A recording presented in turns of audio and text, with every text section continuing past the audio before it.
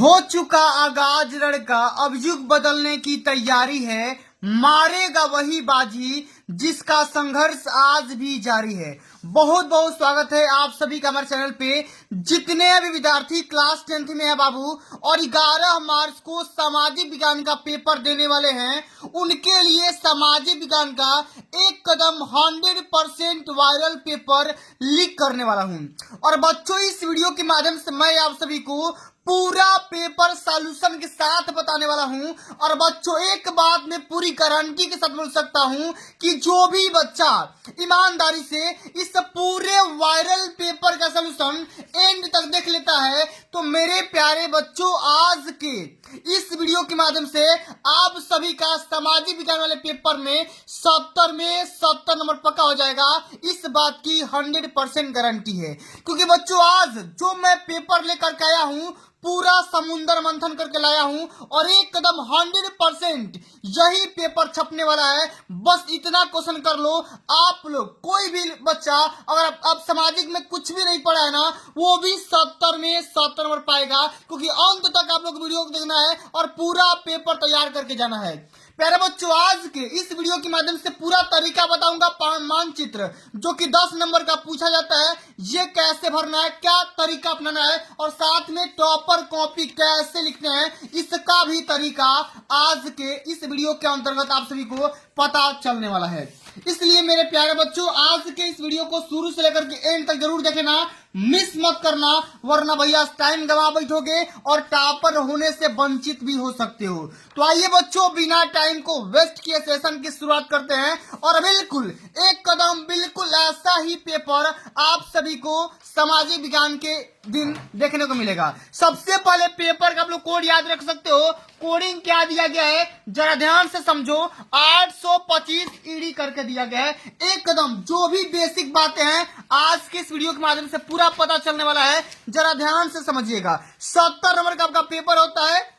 यहाँ पे अनुक्रमांक और यहाँ पे अपना नाम वगैरह फिलअप करना है। 2025 वाला बच्चों के लिए बता रहा हूं, अंतिम रात भी देख रहे हो ना भाई, पूरा पेपर तैयार करके चले जाओ। एक कदम 70 में 70 नंबर फोड़ करके आओगे, इस बात की 100% चैलेंज दे रहा हूं। और पूरा पेपर मिलाओगे ना, जब आप दे करके आओगे तो आप बोलोगे सर जी आपने क्या पेपर लीक किया था, पूरा एकदम लीक कर दिया था। आइए सबसे पहले बात करेंगे पहला नंबर क्वेश्चन। आराम से, सभी को पता है प्यारे बच्चों, ये जो पेपर होगा ना, एक कदम 2 खंडों में होगा, जैसा कि आप यहां पे देख पा रहे हैं। खंड अ। अच्छा, खंड अ का जो सबसे पहला question, very very most important question है कि निरंकुशवाद का क्या तात्पर्य है। मतलब निरंकुशवाद का अर्थ बताना है, ऐसा शासन व्यवस्था जिसमें सत्ता पर जनता का अंकुश होता है, ऐसी शासन व्यवस्था जिसमें सत्ता पर किसी का अंकुश नहीं होता है, ऐसी शासन व्यवस्था जिसमें सत्ता पर कुछ व्यक्तियों का अंकुश होता है, और ऐसी शासन व्यवस्था जिसमें बहुसंख्यक का सत्ता पर अंकुश होता है। तो मेरे प्यारे बच्चों, निरंकुशवाद का मतलब होता है कि ऐसी शासन व्यवस्था जिसमें सत्ता पर किसी भी प्रकार का किसी का अंकुश नहीं होता है, यानी कि सेकेंड ऑप्शन यहां पे बिल्कुल करेक्ट आंसर हो जाएगा। अगला क्वेश्चन क्या दिया गया है, उदारवाद क्या होता है। उदारवाद से तात्पर्य बताना है, निजी संपत्ति का अभाव या राज्य के द्वारा आर्थिक गतिविधियों का पाबंद, व्यक्तियों को स्वतंत्रता तथा कानून के समक्ष समानता। तो प्यारे बच्चों, यही इस क्वेश्चन का राइट आंसर हो जाएगा, क्योंकि उदारवाद का मतलब ही होता है कि किसी भी व्यक्ति को फ्रीडम चाहिए और साथ में कोई भी कानून होगा ना, सबको राइट टू इक्वालिटी का पालन होना चाहिए। आगे देख लेते हैं क्या क्वेश्चन बोला गया है कि जालियांवाला बाग हत्याकांड में गोलियां किसने चलवाई थी। जितना क्वेश्चन बता रहा हूं, पूरा पेपर लीक कर रहा हूं, पूरा पेपर तैयार करके चले जाओ, एक कदम डिट्टो यही क्वेश्चन फंसने वाला है। तो जालियांवाला बाग हत्याकांड में गोली किसने चलवाया था मेरे प्यारे बच्चों, Mountbatten, Lord Dalhousie, Lord Irwin या जनरल डायर। किसने चलवाया था, जनरल डायर ने। डी जो ऑप्शन होगा ना, बिल्कुल यहां पे करेक्ट आंसर हो जाएगा। चलिए अगला क्वेश्चन क्या दिया गया है कि जर्मन के एकीकरण में प्रमुख भूमिका किसने निभाई थी। आपको बताना है, हिटलर, मुसोलिनी, बिस्मार्क या महात्मा गांधी। तो जर्मनी के एकीकरण में जो सबसे ज्यादा भूमिका थी ना मेरे प्यारे बच्चों, वो था ऑटो वान बिस्मार्क का। यानी कि तीसरा जो ऑप्शन होगा ना, बिल्कुल यहाँ पे करेक्ट आंसर हो जाएगा। एक कदम आराम से समझेंगे, पूरा पेपर पूरा सॉल्यूशन के साथ समझेंगे, कहीं भी सॉल्यूशन के लिए भटकने की आवश्यकता नहीं है। पूरा पेपर आपको बता के जाऊंगा, ठीक है ना, और एकदम पेपर लीक करने वाला हूं। चौरी चौरा कांड कब हुआ था?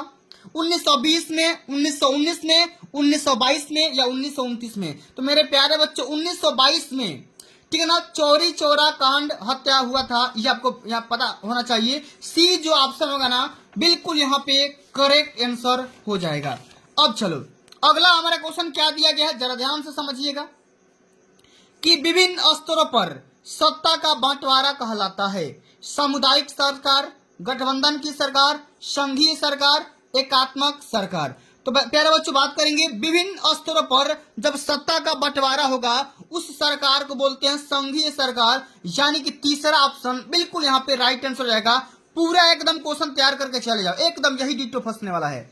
बात करेंगे हिंदी किस प्रकार की भाषा है?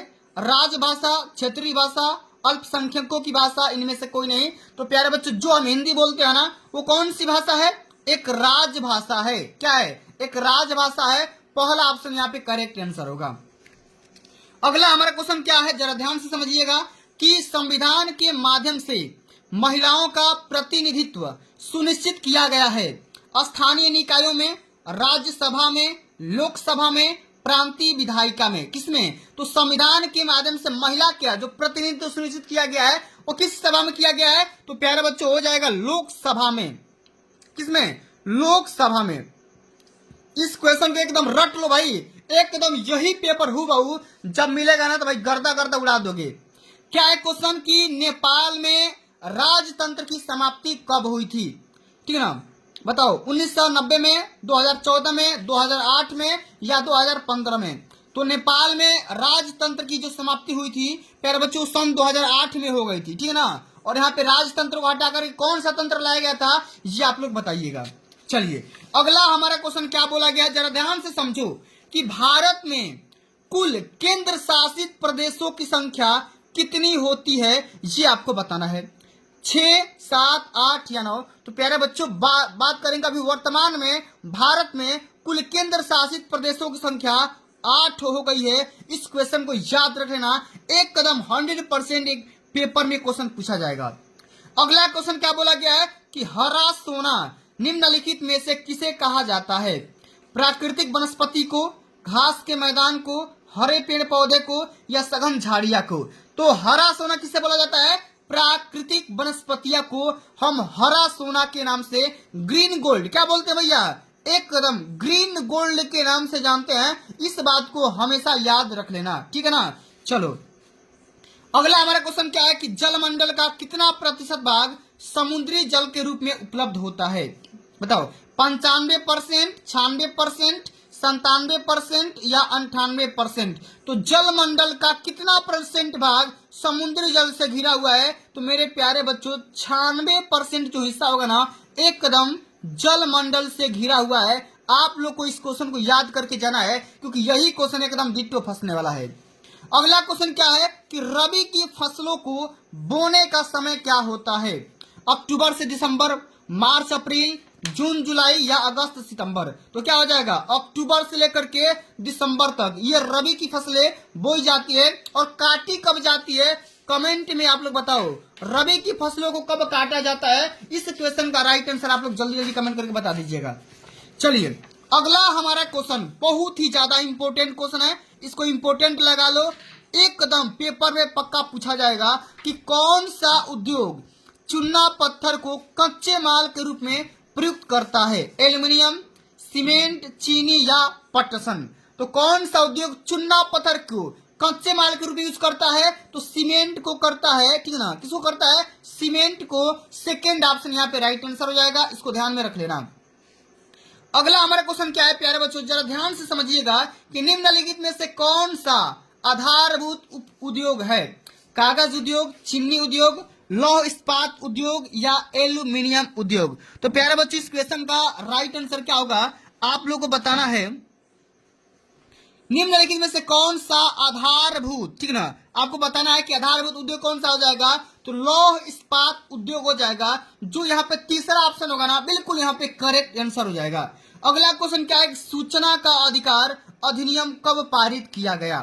अक्टूबर 2005 में, मार्च 2005 में, जनवरी 2006 में या फरवरी 2005 में? अब इस क्वेश्चन का राइट आंसर क्या होगा, अक्टूबर 2005 में हो जाएगा, क्योंकि भैया जब आरटीआई आया था ना, ये कब आया था, 2005 में आ गया था।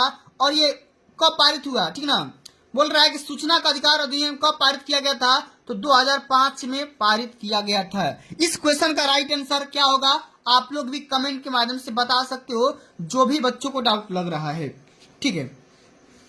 अगला हमारा क्वेश्चन क्या बोला गया है कि भारत में आर्थिक उदारीकरण की शुरुआत कब की गई थी? भारत में आर्थिक उदारीकरण की शुरुआत कब की गई थी? यहाँ पे 4 ऑप्शन दिया गया है, 1991 में, 1989 में, 1995 में, 1960 में। तो क्या हो जाएगा, 1991 ईस्वी में उदारीकरण की यहाँ पे स्टार्ट की गई थी, ठीक ना। चलो अगला हमारा क्वेश्चन क्या है कि विकास का महत्वपूर्ण घटक क्या है? आय, औसत आय, राष्ट्रीय आय या उच्च आय? तो प्यारे बच्चों, विकास का जो मेन घटक होता है ना, वो सोर्स ऑफ इनकम होता है। क्या होता है, सोर्स ऑफ इनकम होता है, यानी कि इनकम हो जाएगा। इसी की वजह से विकास को डिफाइन किया जाता है। अगला हमारा क्वेश्चन क्या है कि जब एक देश में एक स्थान से दूसरा स्थान पर व्यापार किया जाता है तो उसे क्या कहते हैं? आंतरिक व्यापार, अंतरराष्ट्रीय व्यापार, ठीक ना, बाहरी व्यापार या स्थानीय व्यापार, ठीक ना। तो जब एक देश में एक स्थान से दूसरे स्थान तक, ठीक ना, व्यापार किया जाएगा, एक देश से दूसरे स्थान तक किया जाएगा, तो उसे क्या कहा जाएगा? इंटरनेशनल। क्या कहा जाएगा भैया? आंतरिक व्यापारी कहा जाएगा, अंतरराष्ट्रीय, ठीक ना, उसको कहा जाएगा अंतरराष्ट्रीय व्यापार, ठीक ना। इसको आराम से इसको समझ लीजिएगा। अगला हमारा क्वेश्चन क्या है कि शिशु मृत्यु अनुपात निकाला जाता है 1000 जीवित बच्चों पर, 800 जीवित बच्चों पर, 500 जीवित बच्चों पर या 100 जीवित बच्चों पर? तो शिशु का जो मृत्यु रेट निकाला जाता है वो 1000 जीवित बच्चों पर निकाला जाता है। पहला जो ऑप्शन होगा ना, बिल्कुल यहाँ पे करेक्ट आंसर हो जाएगा। अब प्यारे बच्चों, यहाँ पे बात आता है कि आप लोग खंड ब का सॉल्यूशन कैसे करोगे। तो एक कदम इसी प्रकार से बोर्ड एग्जाम की कॉपी मिलेगी, आराम से इसको कैसे सॉल्व करना है जरा ध्यान से समझिएगा। एक कदम आराम से एक एक क्वेश्चन का सॉल्यूशन यहाँ पे आप सभी को मैं देने वाला हूं, ठीक ना। कहीं भी भटकने की आवश्यकता नहीं है, आराम से समझिएगा। सबसे पहले बात कर लेते हैं कि भाई क्वेश्चन किस प्रकार का पूछेगा, एकदम आराम से समझे। यहाँ पे देखो क्वेश्चन का भी लेवल यहाँ पे दिया जा चुका है। क्या है क्वेश्चन, सबसे पहले क्वेश्चन भाई समझते हैं ना, मैंने पूरा आपको क्वेश्चन बता दिया। अब यहाँ पे देखो पार्ट बी, मतलब कि यहाँ पे खंड ब। अब ये खंड ब जो दिया गया है, अब ये किस प्रकार का, इसमें जो पहला क्वेश्चन पूछा गया एकदम ओरिजिनल पेपर है भाई, इसी प्रकार का ओरिजिनल पेपर आपका भी आएगा, कहीं भी भटकने की आवश्यकता नहीं है। सबसे पहले देखो उत्तर लिखना है कब, कितना शब्द में, 80 शब्द में, कि यूरोप में राष्ट्रवाद का आशय क्या है।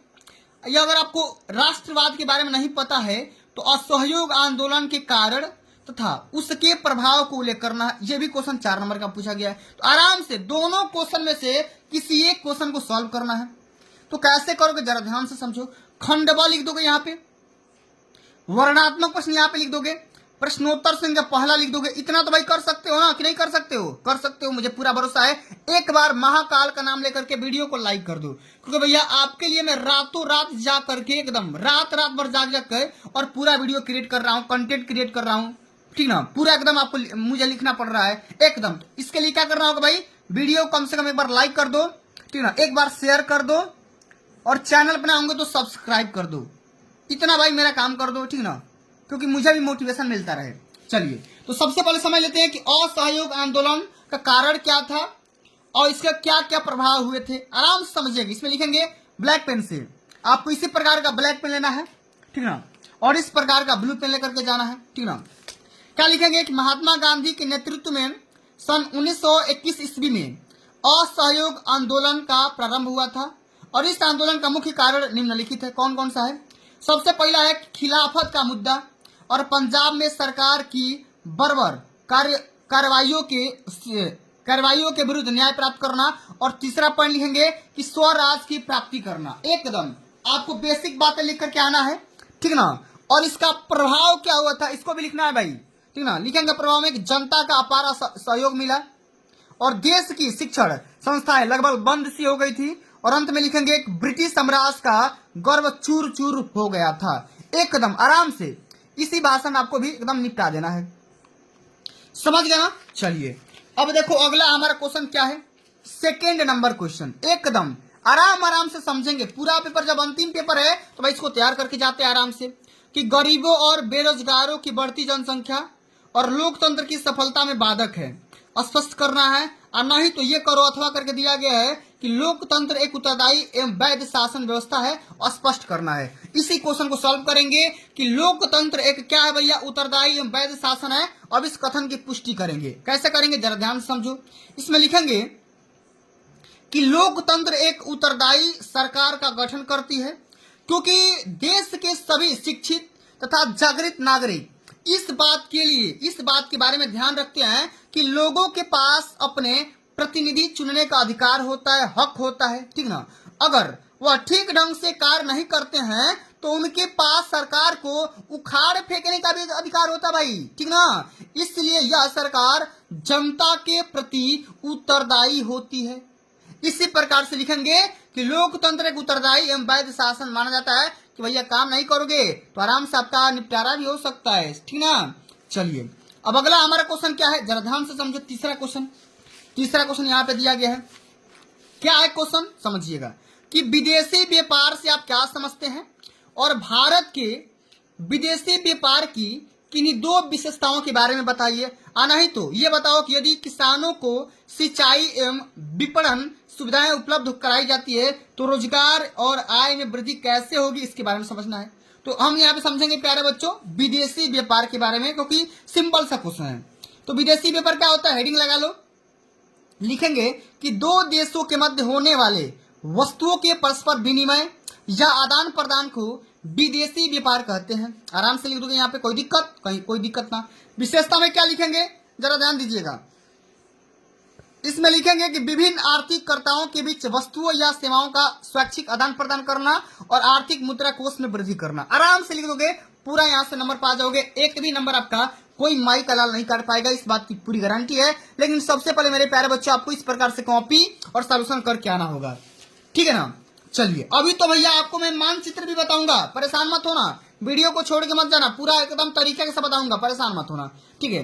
क्या है क्वेश्चन चौथा नंबर कि वनों की हानि से आप क्या समझते हैं, क्या आशय है, और वनों की हानि से होने वाले किन्हीं तीन प्रभावों के उल्लेख करना है। नहीं तो ये बताओ कि भूमि संसाधन से क्या समझते हैं और भूमि संसाधन के कोई तीन महत्व लिखिए। एकदम इसी को करेंगे। भूमि संसाधन क्या होता है आराम से समझो, ठीक ना। इसमें लिखेंगे कि लोगों, समुदाय या समूह के लिए धन का भंडार, ठीक ना, वो क्या कहलाता है, भूमि संसाधन कहलाता है। और मानव उपयोग के लिए जीविका, रेशे या अन्य जैविक पदार्थों का उत्पादन, पौधों, प्राणियों और छोटे पैमाने के जीवन रूपों के लिए प्राकृतिक वातावरण का प्रदान भूमि संसाधन कहलाता है। इस प्रकार से लिख देंगे इसका परिभाषा, आराम से एग्जामिनर पूरा नंबर दे देगा।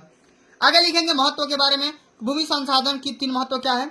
सबसे पहला है कि कृषि कार्य में उपयोग करना, वनो उद्योग के रूप में इसका संचालन करना और पशुपालन के रूप में इसका इस्तेमाल करना, ठीक है ना। इस प्रकार से भूमि संसाधन के तीन को महत्व लिख देंगे, पूरा नंबर यहां से पा जाओगे, ठीक है ना। अब अगला हमारा क्वेश्चन क्या है जरा ध्यान से समझो। बोल रहा है क्वेश्चन कि प्रथम विश्व युद्ध के पश्चात होने वाली आर्थिक महामंदी के कारणों की समीक्षा कीजिए, ठीक है ना। अब इस क्वेश्चन को कैसे सॉल्व करेंगे जरा ध्यान से समझिएगा। नहीं तो ये करो कि ब्रेटन वुड्स समझौते के कारण तथा उद्देश्य का उल्लेख करिए और ब्रेटन वुड्स दीवन, ठीक है, ट्विन किसे कहा जाता है, उत्तर लिखिए। एकदम आराम से समझिएगा। तो कैसे लिखेंगे अब इस क्वेश्चन का आंसर, यहाँ पे देखो 5वां नंबर क्वेश्चन लिखा गया है। अब विश्व युद्ध के बारे में लिखा गया है कि युद्ध द्वारा उत्पन्न स्थितियां प्रथम युद्ध काल में सेना से संबंधित वस्तुओं की मांग में वृद्धि के कारण भारी औद्योगिक प्रसार किए गए और सैनिक व युद्ध संबंधी माल की मांग में तीव्र कमी के कारण आर्थिक महामंदी का जन्म हुआ। और अंत में लिखेंगे कृषि में आर्थिक उत्पादन महामंदी के लिए उत्तरदायी घटकों में से कृषि संबंधी अति उत्पादन भी था। इस प्रकार से कर देंगे, पूरा यहाँ से नंबर मिल जाएगा, एक भी नंबर यहाँ से कोई नहीं काट पाएगा। अब चलिए अगला जो हमारा question very very most important question है कि संघवाद क्या है। एकदम अब की बार पेपर में 100% गारंटी के साथ बोल रहा हूं कि ये क्वेश्चन आएगा कि संघवाद क्या होता है और भारत की संघात्मक शासन व्यवस्था की प्रमुख विशेषताओं के बारे में लिखिए। नहीं तो नारीवाद क्या होता है और भारत की विधायिकाओं में महिलाओं के प्रतिनिधित्व की स्थिति पर प्रकाश डालिए। तो समझ लेते हैं कि संघवाद क्या होता है, आराम से समझो, ठीक है ना। संघवाद सरकार का एक प्रारूप है जिसमें सर्वोच्च सत्ता केंद्रीय प्राधिकरण और उसकी विभिन्न अनुषंगिक इकाइयों में बट जाती है, ठीक ना। अब इसमें क्या क्या विशेषताएं होती है आराम से समझिएगा। यहाँ पर इसमें लिखेंगे कि यहाँ की सरकार 2 या 2 से अधिक स्तरों में बटी होती है, ठीक ना। अगला लिखेंगे कि अलग अलग स्तर की सरकारें एक ही समूह पर शासन करती है, पर यह कानून बनाने, कर वसूलने और प्रशासन का उनका अपना अपना क्षेत्र होता है। मतलब हर अपना बात करेंगे, हर सरकार का अपना अलग अलग प्रसार होता है, अलग अलग इसका प्रशासन होता है, अलग अलग एरिया होता है। संविधान के मौलिक प्रावधानों को किसी एक स्तर की सरकार, ठीक ना, अकेले नहीं बदल सकती है। मतलब कोई भी संविधान का मौलिक प्रावधान है, नियम है, कानून है, उसको कोई भी एक सरकार अपने आप से उसको चेंज नहीं कर सकती है, उसको दोनों सरकार से मत लेना पड़ेगा, ठीक ना। आगे लिखेंगे कि वित्तीय स्वायत्तता निश्चित करने के लिए विभिन्न स्तर की सरकारों के लिए राजस्व के अलग अलग स्रोत निर्धारित हैं। आगे लिख देंगे कि इस प्रकार संघीय शासन व्यवस्था के दोहरे उद्देश्य हैं और देश की एकता की सुरक्षा करना और उसे बढ़ावा देना तथा इसके साथ ही क्षेत्रीय विविधताओं का पूरा सम्मान करना भी क्या है, संघवाद की विशेषताएं हैं, ठीक है ना। आराम से समझ गए। चलिए अब अगला हमारा क्वेश्चन क्या है, जरा ध्यान से समझो, इंपोर्टेंट क्वेश्चन है, एकदम इसको रट करके जाना है और एकदम इसको एकदम बेहतर से बेहतर की तलाश करो, ठीक है ना। मिल जाए नदी तो समंदर की तलाश करो। अरे टूट जाता है शीशा पत्थर की चोट से, समझे, टूट जाता है शीशा पत्थर की चोट से, टूट जाए पत्थर ऐसे शीशे की तलाश करो। एक कदम 95% पाना है ना, वीडियो का भी तुरंत लाइक कर दो। लाइक करना भूल गए हो ना, मुझे पूरा पता है, लाइक कर दो। इतना ज्यादा सोल्यूशन डिटेल में कोई नहीं बताएगा, कोई बताया भी नहीं है, मैं बता रहा हूं, एक बार लाइक कर दो। चलो क्या है क्वेश्चन कि बहुराष्ट्रीय कंपनियां विभिन्न देशों की उत्पादन प्रक्रिया को एक दूसरे से जोड़ती है, इस कथन की पुष्टि करना है। हमें तो ये बताओ कि उपभोक्ता के किन 3 अधिकारों के बारे में डिटेल में डिस्कस करना है। आराम से समझते हैं उपभोक्ता का 3 को अधिकार क्या होता है। समझो, उपभोक्ता के 3 अधिकार निम्नलिखित हैं। सबसे पहले मेरे प्यारे बच्चों, सूचना का अधिकार मतलब RTI क्या होता है कि उपभोक्ताओं को वह अधिकार दिया जाता है कि वे वस्तुओं तथा सेवाओं के मूल्य की मात्रा की गुणवत्ता के बारे में सूचना प्राप्त कर सकते हैं। मतलब कोई भी, यहाँ पे देखो मार्केट में मान लो ये पेन चल रही है, बिक रही है, अब इसके बारे में आपको जांच करने का अधिकार है कि भाई ये कलम किस प्रकार से है, कहीं आपके लिए घातक तो नहीं है, लिखने से कोई दिक्कत तो नहीं हो जाएगा। इस प्रकार से आपको इसके बारे में, क्वालिटी के बारे में, इसके डिफेक्ट के बारे में, दोष के बारे में, गुण के बारे में, गुणवत्ता के बारे में सारी जानकारी लेने का आपके पास अधिकार है। इसी प्रकार से चुनने का अधिकार, अब चुनने का अधिकार मतलब उपभोक्ताओं का यह अधिकार है कि वह वस्तुओं तथा सेवाओं की किस्म तथा उचित मूल्य की जानकारी रखें, और यदि एक ही विक्रेता है तो उपभोक्ता को पूर्ण अधिकार है कि वह इच्छा अनुसार ठीक मूल्य पर सही वस्तु का चुनाव करे। ऐसा नहीं है कि मान लो कि अगर मार्केट में कोई एक ही दुकानदार है जो कि कलम बेच रहा है, तो ऐसा नहीं कि कलम 5 रुपए की आती है तो 50 रुपए की बेच पाएगा, ऐसा नहीं है। इसमें भाई MRP लिखा जाता है, मैक्सिमम रिटेल प्राइस। आप भाई 5 रुपया से अधिक नहीं बेच सकते हो, अधिक बेच भी सकते हो तो कितना रुपया ले सकते हो, ठीक है ना। कि किसी भी चीज का एक मार्केट प्राइस होता है, उससे आप अधिक नहीं बेच पाओगे। इसी प्रकार से और भी है सुनवाई का अधिकार। हर उपभोक्ता को यह अधिकार है कि वह जब उत्पादकों द्वारा शोषित हो अथवा ठगा जाए तो उनकी शिकायत कर उसके हक में ठीक प्रकार से निपटारा हो सके, मतलब वो कानूनी कार्रवाई भी कर सकता है, ठीक ना। चलिए अब अगला हमारा क्वेश्चन क्या है, जरा ध्यान से समझो, एकदम बेसिक से बेसिक, ठीक ना, आराम से समझो। कह रहा है क्वेश्चन कि बायोडायवर्सिटी क्या है। यहाँ पे देखो कि भूमि किस प्रकार एक अधिक महत्वपूर्ण प्राकृतिक संसाधन है, इसके महत्वपूर्ण तथ्यों का वर्णन करना है। नहीं तो जैव विविधता क्या है, यह मानव जीवन के लिए क्यों आवश्यक होता है, क्यों महत्वपूर्ण है, स्पष्ट करना है। आराम से समझो क्या है भैया, जैव विविधता बायोडायवर्सिटी क्या होता है। इसमें लिखेंगे कि जैव विविधता जीव मंडलों में पाए जाने वाले जीवों को विभिन्न जातियों में पाई जाने वाली विविधता है। दूसरे शब्दों में कहेंगे तो जैव विविधता वनस्पति एवं प्राणियों में पाए जाने वाले जातीय विभेद को प्रकट करती है। भूपृष्ठ पर वर्तमान जैव विविधता अरबों वर्षों से हो रहे जीवन के सतत विकास की प्रक्रिया का परिणाम है। समझ ना। आगे लिखेंगे कि पर्यावरण ह्रास मतलब कमी के कारण जैव विविधता का क्षय हुआ है और जीवों की अनेक प्रजातियां लुप्त हो गई है तथा ये कई संकट ग्रस्त में है। मतलब बहुत सारी जो जनजातियां हैं, जातियां हैं, प्रजातियां हैं जो कि अभी भी खतरे में मंडरा रही है। आगे लिखेंगे इसके महत्व के बारे में, इंपोर्टेंस के बारे में पूछा गया है। तो मानव जीवन के लिए महत्व क्या होता है? मानव अपने उत्पत्ति काल से ही विभिन्न आवश्यकताओं की पूर्ति की जीव जगत से ही करता चला आ रहा है और मानव को भोजन, आवास एवं परिवेश संबंधी विभिन्न आवश्यकताओं और अपने अस्तित्व के लिए जैव विविधता पर ही डिपेंड रहना पड़ता है, यानी निर्भर रहना पड़ता है। जैव विविधता के उपयोग की दृष्टि से ही मानव से अधिक उपयोगी प्राणियों और पौधों का पालतूकरण किया गया है और कृषि एवं पशुपालन इसी आवश्यकता का परिणाम है। ठीक है ना मेरे प्यारे बच्चों, इसी प्रकार से आप सभी को पूरा क्वेश्चन हल करना है। अब अगला क्वेश्चन जो हमारा पूछा गया है, यहाँ पे देखो मानचित्र से क्वेश्चन पूछा गया है। अब मानचित्र कैसे करना है मेरे प्यारे बच्चों, जरा ध्यान से समझिएगा, एक कदम बेहतर से बेहतर की तलाश में। ठीक है ना। अब मानचित्र में आपको देखो यहाँ पे 9 का ए भी पूछा जाता है, ठीक ना, और 9 का बी भी पूछा जाता है। 9 का क में ये भी क्वेश्चन 5 नंबर का पूछा जाएगा और यहाँ पे देखो 9 का बी में ये भी क्वेश्चन 5 नंबर का, मतलब कुल मिलाकर के 10 नंबर का क्वेश्चन ये पूछा जाता है। आराम से समझिएगा, ठीक ना। क्या है क्वेश्चन, अब इसको भी समझ लेते हैं, ठीक ना। चलिए 1 मिनट, यहां पर देखो इसका मैंने आंसर भी लिख रखा है, ठीक ना। समझो क्या है क्वेश्चन, बोल रहा है कि वह स्थान जहां सूती मिल श्रमिकों ने सत्याग्रह किया था, अब उस स्थान का क्या नाम है? तो मेरे प्यारे बच्चों उस स्थान का नाम है, यहाँ पे लिखेंगे अहमदाबाद। कहा क्या है? अहमदाबाद। अब अहमदाबाद ये कहाँ पे पड़ता है मेरे प्यारे बच्चों? ये पड़ता है गुजरात में। कहाँ पड़ता है? गुजरात में पड़ता है, गुजरात में लिख देंगे। अब इसको मेरे प्यारे बच्चों आपको क्या करना है? मैप में डिनोट करना है। तो इसी प्रकार का मैप दिया जाएगा जो कि 10 नंबर का पूछा जाता है। अब ये गुजरात वाला इलाका ये है, ये वाला गुजरात वाला इलाका है। तो 9 का क का पहला लिख देंगे अहमदाबाद, एकदम गारंटी है पूरा नंबर यहां से मिलेगा, एक भी नंबर नहीं कटेगा। अगला हमारा क्वेश्चन क्या है समझो, कि किस स्थान पर किसान सत्याग्रह आंदोलन किया गया? अब कहां किया गया था? चंपारण में किया गया था। कहां पे किया गया था? चंपारण, जो कहां पे है? बिहार में है। अब आपको इस मैप में डिनोट करना है कि भैया चंपारण जिला कहां पे है? बिहार में है। तो बिहार कहां पे है? आप सभी को पता होना चाहिए कि यूपी के जस्ट बगल में कौन सा इलाका है? तो बिहार है, ठीक ना। तो ये वाला यूपी है, कौन सा? ये वाला सेंटर में। जस्ट इसके बगल में कौन सा है? ये वाला बिहार है। आराम से यहाँ पे बिहार लिख दोगे। इसी प्रकार से वह स्थान जहां चौरी चौरा कांड हुआ था। अब ये चौरी चौरा कांड कहाँ पे हुआ था मेरे प्यारे बच्चों? ये हुआ था गोरखपुर में। कहाँ पे हुआ था? गोरखपुर में। ये कहाँ पड़ता है? यूपी में पड़ता है। कहाँ पड़ता है? यूपी में पड़ता है। अब यूपी वाला इलाका यहाँ पे आ जाओ, यहाँ पे लिख दो एकदम, ठीक ना, कोई दिक्कत है नहीं। इसी प्रकार से किस स्थान पर 1929 में भारतीय राष्ट्रीय कांग्रेस का अधिवेशन हुआ था? कहाँ पे हुआ था मेरे प्यारे बच्चों? यहाँ पे देखो लिखा गया लाहौर में, जो कहाँ पड़ता है? पाकिस्तान में पड़ता है।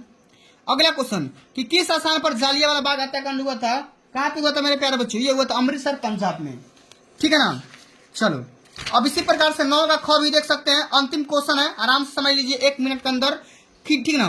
करा कि पश्चिम बंगाल का एक समुद्री पतन, जो कि बंदरगाह के माध्यम से दिखाना है, इस चिन्ह के माध्यम से, गोला के माध्यम से।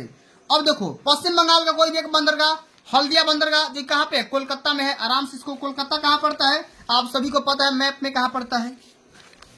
इसी प्रकार से अगला क्वेश्चन, कि महाराष्ट्र की राजधानी नगर को, महाराष्ट्र की राजधानी कहाँ पे है? तो मुंबई में है, यहाँ पे दिखा दो। बक्साइट उत्पादन के क्षेत्र को इस चिन्ह के द्वारा दर्शाओ, यहाँ पे क्या लिखा गया? बिहार है, जो कि झरिया में आता है। मैग्नीज उत्पादन के क्षेत्र को इस ब्लैक वाले चिन्ह के माध्यम से दर्शाना, महाराष्ट्र नागपुर में पाया जाता है। इस प्रदेश की किस प्रदेश की 10 लाखी नगर वाइट के माध्यम से दर्शाना है, ठीक है ना, आराम से, जो कि लखनऊ पड़ता है। इस प्रदेश मतलब कि यूपी का, ठीक ना।